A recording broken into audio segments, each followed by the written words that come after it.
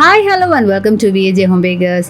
இன்றைக்கி வீடியோவில் நம்ம ரொம்ப டேஸ்டியான பவுண்டி கேக் எப்படி பண்ணலாங்கிறத பார்க்கலாம். இந்த ஒரு கேக் பார்த்தீங்கன்னா சாக்லேட் அண்ட் கோகோனட் அந்த ஒரு காம்போவில் செம்ம டேஸ்டியான ஒரு கேக்கு. சாக்லேட் கேக் பிடிக்காதவங்களுக்கு இந்த கேக் வந்து நம்ம ரெஃபர் பண்ணலாம். ஸோ வீடியோக்குள்ளே போகிறதுக்கு முன்னாடி மறக்காமல் லைக் பண்ணுங்கள், கமெண்ட் பண்ணுங்கள். வீடியோவை சேனலை சப்ஸ்கிரைப் பண்ணாமல் பார்த்துட்ருக்கீங்கன்னா சப்ஸ்கிரைப் பண்ணி சப்போர்ட் பண்ணுங்கள். பேக்கிங் கிளாஸுக்காக காண்டாக்ட் பண்ணுறதுக்கு டிஸ்கிரிப்ஷனில் நான் டீட்டெயில்ஸ் கொடுத்துருக்குறேன், இன்ஸ்டாகிராம் லிங்கும் கொடுத்துருக்குறேன், ஃபாலோ பண்ணுங்கள். வாங்க வீடியோக்குள்ளே போகலாம். 1/2 kg பவுண்டி கேக் தான் நான் செய்ய போகிறேன். ஸோ ஃபர்ஸ்ட்டு நம்ம ட்ரை இன்க்ரீடியன்ஸ் ரெடி பண்ணிக்கலாம்.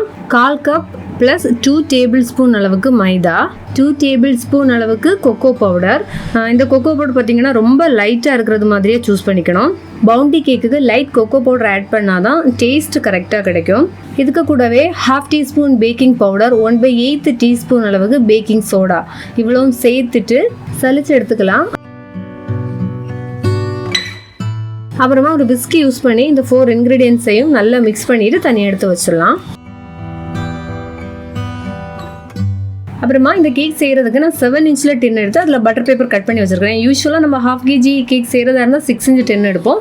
இது அப்படி கிடையாது, நான் 7 inch டின்லேயே தான் நான் செய்ய போகிறேன். இனி நம்ம எக்கு பீட் பண்ண ஸ்டார்ட் பண்ணலாம். ரூம் டெம்பரேச்சரில் உள்ள 2 மீடியம் சைஸில் உள்ள எக் எடுத்துருக்கிறேன். இதில் 1/2 டீஸ்பூன் வெனிலா எசன்ஸ் சேர்த்துட்டு 1/8 டீஸ்பூன் சால்ட் எடுத்துருக்கிறேன். அதாவது அந்த 1/4 டீஸ்பூனுக்கு பாதி அளவுக்கு. இந்த 3ஐயும் சேர்த்து பீட்டரை ஃபஸ்ட்டு ஸ்பீடில் போட்டுட்டு நல்லா நுர வர அளவுக்கு பீட் பண்ணி எடுத்துக்கலாம்.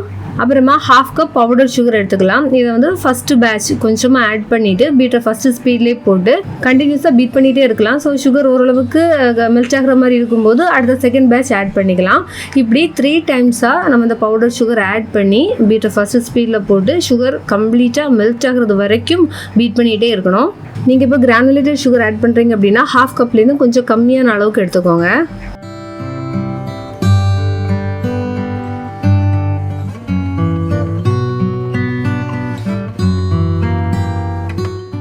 ஸோ சுகர் கம்ப்ளீட்டாக மெல்ட் ஆனதுக்கப்புறமா பீட்டரை 5th ஸ்பீடு, ஸோ உங்கள் பீட்டில் வந்து மேக்ஸிமம் ஹை ஸ்பீட் எது இருக்கோ அந்த ஸ்பீடுக்கு சேஞ்ச் பண்ணிவிட்டு நமக்கு எக்கு நல்லா ஃப்ளஃபி ஆகிறது வரைக்கும் பீட் பண்ணி எடுக்கணும். அதாவது நல்ல ரிப்பன் கன்சிஸ்டன்சி கிடைக்கணும், அந்த அளவுக்கு பீட் பண்ணி எடுக்கணும். ரிப்பன் கன்சிஸ்டன்சினா இந்த மாதிரி எக் பீட் பண்ணதுக்கப்புறமா நம்ம எடுத்து பார்க்கும்போது அந்த பேட்டர் நல்லா ஃபோல்ட் ஆகி வரணும். இந்த ஒரு ஸ்டேஜ் வரது வரைக்கும் எக்கு நல்லா பீட் பண்ணணும். இனி இதில் 1 டேபிள் ஸ்பூன் வெஜிடபிள் ஆயில் சேர்த்துட்டு பீட்டரை ஃபஸ்ட்டு ஸ்பீடில் போட்டுட்டு ஜஸ்ட் ஒரு 2 சுத்து போல் பீட் பண்ணி எடுத்தால் போதும். ரொம்ப பீட் பண்ணக்கூடாது, அப்படின்னா பேட்டர் ஓவர் மிக்ஸ் ஆகிடும். இனி நம்ம எடுத்து வச்சுருந்தா ட்ரை இன்க்ரீடியன்ஸை 3 பேட்சஸை ஆட் பண்ணி மிக்ஸ் பண்ணிக்கலாம். ஸோ மிக்ஸ் பண்ணும்போது பார்த்திங்கன்னா கட் அண்ட் ஃபோல்டு மெத்தடில் நம்ம மிக்ஸ் பண்ணோம் அப்படின்னா நமக்கு பேட்டர் ஓவர் மிக்ஸ் ஆகாது. பொதுவாக இந்த சாக்லேட் ஸ்பாஞ்செல்லாம் செய்யும்போது நிறைய பேருக்கு வந்து ஓவர் மிக்ஸ் ஆகி கேக்கு ஹைட்டு கிடைக்காது, அதே மாதிரி ரொம்ப ஹார்டாக அந்த மாதிரிலாம் ஆகுறது உண்டு. ஸோ இதெல்லாம் வந்து மிக்சிங்கில் வர மிஸ்டேக் தான். ஸோ மிக்ஸ் பண்ணுறது ரொம்ப கேர்ஃபுல்லாக மிக்ஸ் பண்ணிக்கணும். ஃபர்ஸ்ட் பேட்ச் நம்ம ஆட் பண்ணால் இந்த ட்ரை இன்க்ரீடியன்ஸ் லம்ஸ் எதுவுமே இல்லாமல் நல்லா நீட்டாக மிக்ஸ் பண்ணதுக்கப்புறமா செகண்ட் பேட்ச் நம்ம ஆட் பண்ணி மறுபடியும் இப்போ ஃபஸ்ட்டு பண்ணது மாதிரியே சேம் இந்த கட் அண்ட் ஃபோல்டு மெத்தட்லேயே கண்டினியூஸாக மிக்ஸ் பண்ணிக்கலாம். அதுக்கப்புறமா தேர்ட் பேட்ச் உள்ள ட்ரை இன்க்ரீடியன்ஸ் ஆட் பண்ணி அதையும் சேம் ஃபஸ்ட்டு சொன்னது மாதிரியே ரொம்ப ஸ்லோவாக மிக்ஸ் பண்ணி எடுத்துக்கலாம். அதுக்கப்புறமா பார்த்திங்கன்னா 2 டேபிள் ஸ்பூன் அளவுக்கு மில்க்கு, அதுவும் ரூம் டெம்பரேச்சரில் இருக்கிற மாதிரி பார்த்துக்கோங்க. அதையும் வந்து ஒரு 2 or 3 பேட்சஸை ஆட் பண்ணி மிக்ஸ் பண்ணி எடுத்துக்கலாம். இனி கேக் பேட்டரை நம்ம ரெடி பண்ணி வச்சுருந்த பேக்கிங் டின்னில் விட்டுக்கலாம்.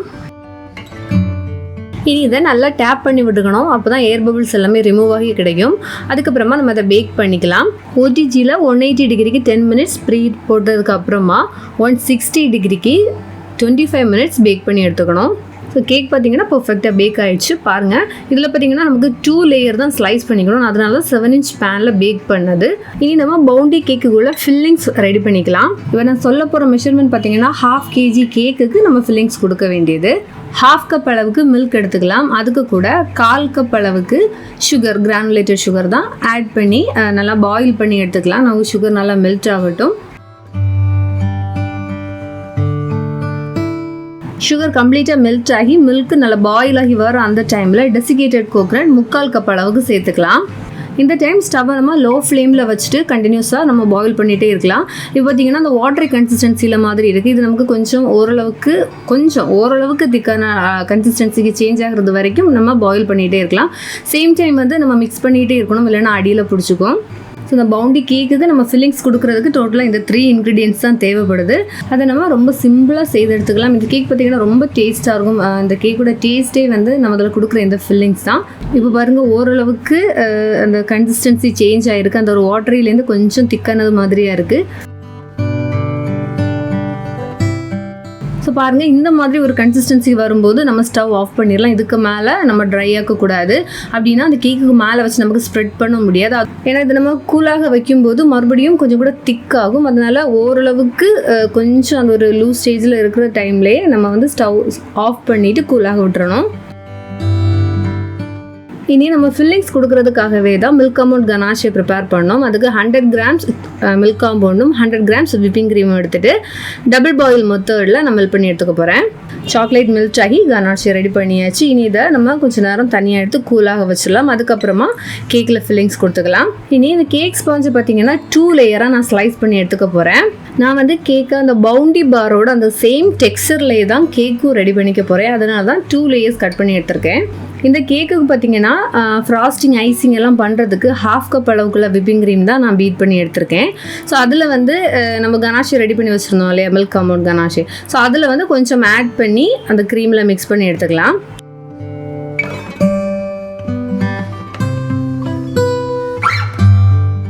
இனி கேக் ஃப்ராஸ்டிங் பண்ண ஸ்டார்ட் பண்ணலாம். ஸோ போர்டில் கொஞ்சமாக க்ரீம் அப்ளை பண்ணிவிட்டு அதை ஸ்ப்ரெட் பண்ணி கொடுத்துக்கலாம்.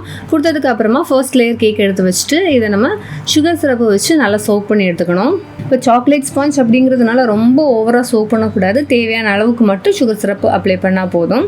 இனி கொஞ்சம் இந்த சாக்லேட் கனாஷவை டேரெக்டாகவே நம்ம க்ரீம் அப்ளை பண்ணுறதுக்கு முன்னாடி கேக்குக்கு மேலே வச்சு கொஞ்சம் ஸ்ப்ரெட் பண்ணி கொடுத்துக்கலாம். அப்போ தான் அந்த ஸ்பாஞ்சுக்கு உள்ளால அந்த சாக்லேட் ஃப்ளேவர் வந்து ஃபில் ஆகி கிடைக்கும். நமக்கு அந்த ஒரிஜினல் அந்த பவுண்டி பார் சாப்பிட்ற அந்த ஒரு டேஸ்ட் வந்து கேக்கு கிடைக்கும். இனி கேக்கில் பார்த்தீங்கன்னா கொஞ்சமாக க்ரீம் அப்ளை பண்ணிக்கலாம். நம்ம யூஸ்வலாக கொடுக்குற அளவுக்குள்ள க்ரீம் அப்ளை பண்ண தேவையில்லை, கொஞ்சமாக க்ரீம் அப்ளை பண்ணிக்கலாம். இனி நம்ம ரெடி பண்ணி வச்சுருந்தா அந்த டெசிகேட்டட் கோகோனட் ஃபில்லிங்ஸ் இருக்குது பார்த்தீங்களா, அதை வந்து கேக்கு மேலே வச்சு ஸ்ப்ரெட் பண்ணி கொடுத்துக்கலாம். ஸோ இது பார்த்திங்கன்னா நான் சொன்ன மாதிரி கூலானதுக்கப்புறமா இந்த ஒரு கன்சிஸ்டன்சிக்கு நமக்கு சேஞ்சாக கிடைக்கும். அதாவது கொஞ்சம் கூட நல்லா திக்கான மாதிரியாக இருக்கும். ஸோ இதை வந்து அந்த கேக் ஃபுல்லாகவே நம்ம ஸ்ப்ரெட் பண்ணி எடுத்துக்கணும்.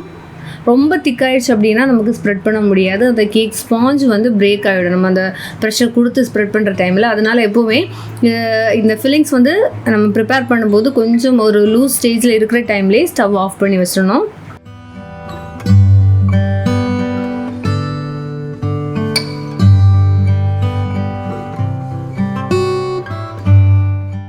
ஸோ கேக் ஃபுல்லாகவே ஸ்ப்ரெட் பண்ணி எடுத்தாச்சு. இனி இதுக்கு மேலே ஒரு லேயர் ஃபுல்லாகவே க்ரீம் நம்ம அப்ளை பண்ணி கொடுத்துக்கலாம். இனி க்ரீமை நல்லா நீட்டாக ஸ்ப்ரெட் பண்ணி சைடு எல்லாமே லெவல் பண்ணி எடுத்துக்கலாம். எடுத்ததுக்கப்புறமா இதுக்கு மேலே நம்ம மெல்ட் பண்ணி வச்சுருக்கோம் பார்த்தீங்களா மில்க் அமௌண்ட் கனாஷே, அதை வந்து அப்ளை பண்ணிக்கலாம்.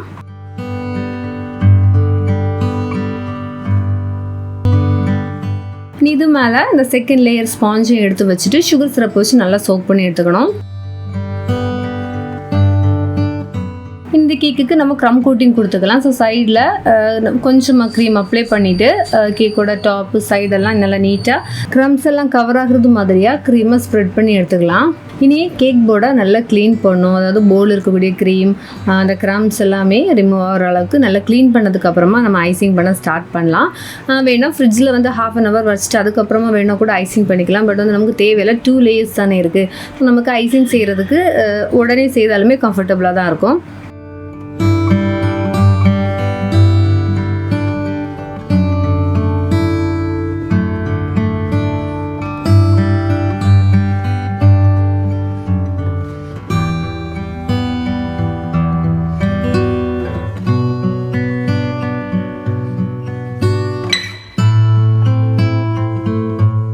இனி பேலன்ஸ் இருக்கிற மில்க் அமௌண்ட் கனாச்சை கேக்கோட டாப்பு சைடில் எல்லாமே நம்ம விட்டு ஸ்ப்ரெட் பண்ணி எடுத்துக்கலாம். கேக்கோட டாப்பில் பார்த்திங்கன்னா அந்த ஒரு ஸ்பைரல் டிசைன் வந்து நான் போட்டு விட்டுக்கிட்டேன். அதுக்கப்புறமா சைடில் எல்லாமே கவர் ஆகிறது மாதிரி பேலட் நைஃப் யூஸ் பண்ணிடுறேன். இப்போ நான் பண்ணுற பார்த்தீங்களா இந்த மாதிரி கொஞ்சமாக ஸ்பூன் எடுத்து சைடில் ஃபில் பண்ணிட்டு அதுக்கப்புறம் பேலட் நைஃப் வச்சு ஸ்ப்ரெட் பண்ணி எடுத்துக்கலாம்.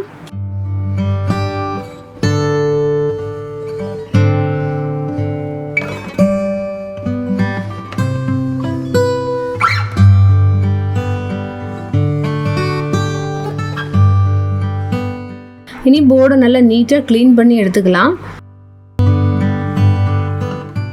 அப்புறமா ஹோம் மேடாக நான் பவுண்டி பார்ஸ் வந்து ரெடி பண்ணி எடுத்துருக்கிறேன். இந்த பவுண்டி பார் எப்படி ப்ரிப்பேர் பண்ணணும் அப்படிங்கிற டீட்டெயில்டு வீடியோ விஏஜே வேர்ல்டு சேனலில் நான் அப்லோட் பண்ணியிருக்கிறேன். லிங்க் டிஸ்கிரிப்ஷனில் கொடுக்குறேன், மறக்காமல் வீடியோவை பாருங்கள். ஏன்னா எப்படியும் நம்ம இந்த பவுண்டி கேக்குக்கு ஃபில்லிங்ஸ் கொடுக்கறதுக்காக அந்த டெசிகேட்டட் கோகோனட் அந்த மிக்ஸ் வந்து ப்ரிப்பேர் பண்ண தானே செய்வோம். ஸோ நம்ம பவுண்டி பாரும் நம்மளே ஓனாக செய்து டெக்கரேட் பண்ணுறதுக்கு யூஸ் பண்ணிக்கலாம்.